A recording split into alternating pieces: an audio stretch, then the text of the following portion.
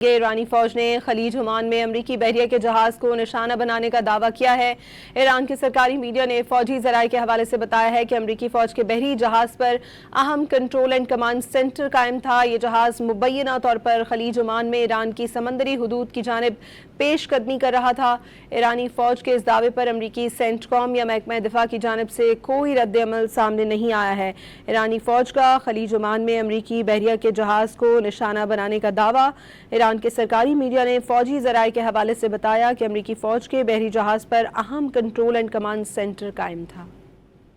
ایرانی فوج نے خلیج عمان میں امریکی بحریہ کے جہاز کو نشانہ بنانے کا دعویٰ کیا ہے۔ ایران کے سرکاری میڈیا نے فوجی ذرائع کے حوالے سے بتایا ہے کہ امریکی فوج کے بحری جہاز پر اہم کنٹرول اینڈ کمانڈ سینٹر قائم تھا۔ یہ جہاز مبینہ طور پر خلیج عمان میں ایران کی سمندری حدود کی جانب پیش قدمی کر رہا تھا۔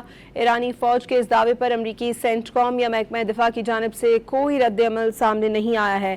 ایرانی فوج کا خلیج عمان میں امریکی بحریہ کے جہاز کو نشانہ بنانے کا دعویٰ۔